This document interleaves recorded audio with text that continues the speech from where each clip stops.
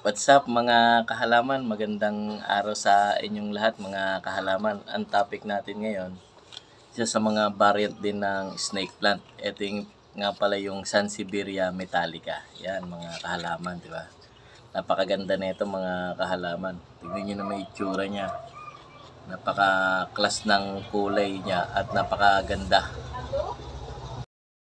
Pag nakita nyo to sa personal mga kahalaman, pag wala ka pang tanim nito, yung Sansevieria metallica, napakaganda niyang ipang indoor. The best din naman siyang pang outdoor mga kahalaman dahil hindi naman siya maselan alagaan mga kahalaman. Yun nga lang din, pag in-outdoor nyo, huwag nyo rin naman ilalagay na salagang natututukan ng init ng araw sa tanghaling tapat dahil magbe-burn din naman yung dahon niya. Kahit medyo makapal yung dahon niya pero hindi pa rin siya ganun katatag sa sobrang init talaga ng araw. Nagkakaroon pa rin siya ng burn mga kahalaman. Kagandahan nito pag indoor natin, hindi siya masyadong maselan sa paglalagyan niya. Kahit anong temperatura na paglalagyan sa loob ng tahanan natin o sa mga opisina natin ay pipwede siya. At ang pagdidilig naman sa kanya pag nasa indoor siya, wag nyo na lang siyang araw-araw diligan. Kailangan niya medyo natutuyo muna yung lupa niya bago siya diligan. Ganun po itong Sansevieria metallica natin. Ganun yung pag-aalaga ko sa kanya. Kaya nananatili siyang ganyan kaganda yung mga dahon niya. Napakaganda niya pang indoor. Bukod doon mga kahalaman, isa sa mga the best pang air purifier sa loob ng ating tahanan. Hinihigop niya yung mga toxic na dala ng hangin na nakakasama sa ating katawan. At bukod doon, siyempre, pag may tanim tayo nito, isa rin siya at kabilang din siya sa mga swerteng halaman, mga kahalaman. Kasi isa rin siya sa mga variant ng snake plant. Ngayon mga kahalaman, ang gagawin natin, magtatanim tayo, mag-propagation tayo at mag-iripat ako ng panglagay rin sa loob ng bahay, mga kahalaman. Mga kahalaman, ito meron kasi akong isang bakante pa rito na clay pot. Dito natin tatanim tong Sansevieria metallica natin na gagamitin natin sa indoor natin na tanim. Ayan.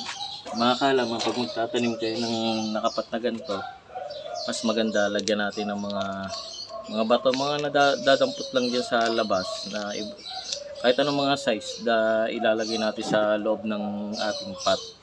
Yan.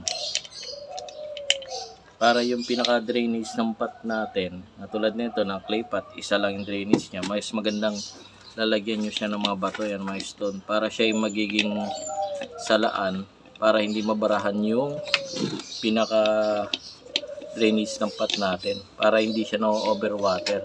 Kasi pag wala siyang bato sa ilalim, na sisiksikan ng lupa, hindi makalabas yung mga nilalagay natin tubig at naiipon siya sa ilalim, kaya na-overwater yung tanim nating halaman, kaya dun namamatay, nabubulok yung ugat niya.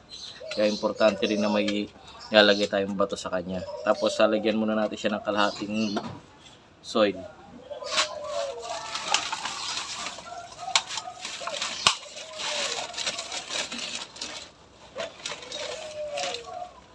Yan. Saka natin lalagyan siya ng soil. Ang ginagamit kong soil dito mga kahalaman, ito yung yung organic soil na complete fertilizer, para kahit hindi na ako naglalagay ng fertilizer ay mataba na yung lupa at meron na yung mga kailangan ng vitamins ng halaman natin na doon na sa lupa. Kaya mabilis natin silang nabubuhay at na malusog.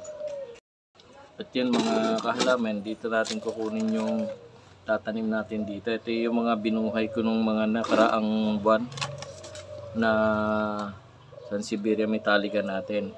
Mga kahalaman, yung pag-propagation naman nito, kahit yung cuttings lang ng dahon, tulad nito, pakita ko sa inyo mga kahalaman, yan. Diba? Cuttings lang yan, mga naputol na pangit na dahon na kinuha ko noon, yan. Diba? Meron na siyang ugat, yan, lipat lang natin. At para doon na siya talaga tuluyan ng lumaki. Hindi naman siya masela na alagaan at madali rin naman siyang paramihin mga kahalaman. Yung mga tinano natin, papakita ko sa inyo paano ko tinatanim itong mga ganitong cuttings lang. Mga kahalaman, lilipat lang natin to rito.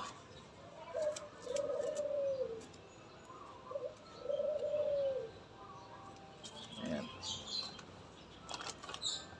Mga kahalaman, may ugat na siya.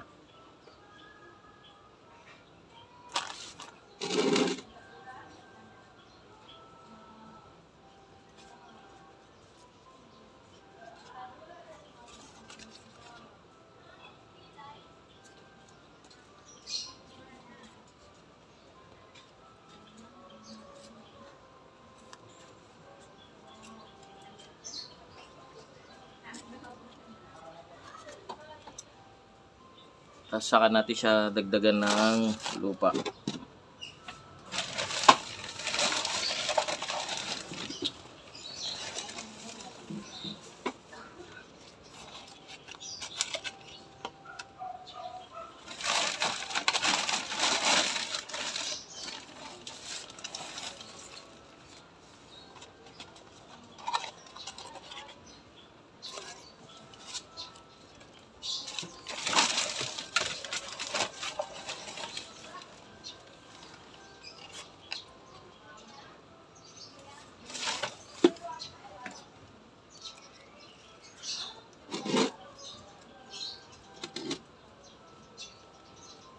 Yun mga kahalaman, ganyan lang naman yan. Tapos dahil kariripat lang natin, lalagay muna natin siya sa mga shaded area lang muna. Establish ko muna siya ng mga 2 weeks. Tabi ko lang dito lang sa loob ng bakod lang namin, na pag okay na siya ng mga 2 weeks, saka ko siya ipasok ng bahay. Tapos hanggang sa lumaki na siya, dyan na siya. Yan, di ba? Pakaganda siya ipang indoor. Mga kahalaman, yung mga sinabi propagation naman sa kanya, itong pinag-ano natin sa kanya para maparami pa rin natin siya, tataniman pa rin natin siya.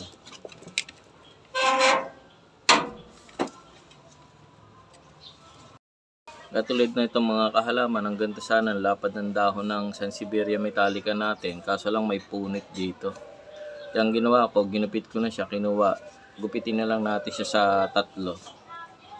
Mabubuhay pa itong mga kahalaman, ganito ko rin siya ginuhay noon neto. Yan. Gupitin mo lang siya ng, yan, ganyan lang mga kahalaman. Pag nagupit nyo na mga kahalaman, itong nasa baba ang itatanim natin. Yan. Kunin natin to para at least napaparami natin yung tanim nating Sansevieria. Ayan.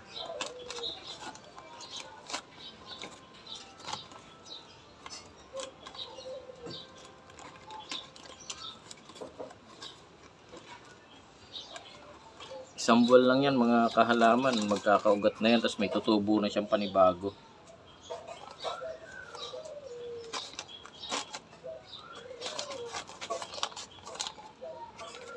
Kaya pag may mga tanim kayo nito, napakadali niya lang iparamihin tong Sansevieria metallica na to mga kahalaman. Ganyan ko lang siya tinatanim, ganyan ko lang siya pinaparami. Napakadali, kaya kung baguhan ka pa lang sa paghahalaman, isa rin to sa mga nire-recommenda ko na madaling alagaan mga kahalaman.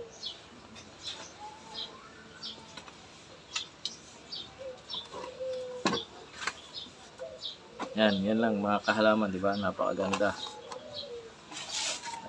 Mga kahalaman, sana nagustuhan nyo yung topic natin ngayon about kay Sansevieria metallica, na isa sa mga variant ng snake plant. At kung baguhan ka pa lang sa YouTube channel ko, baka naman pa-like and subscribe na lang po. Pwede nyo na rin po pindutin ang notification bell para maging updated po kayo sa mga bago pang mga video. Ako nga pala si Obi Transmercado, ang inyong kahalaman.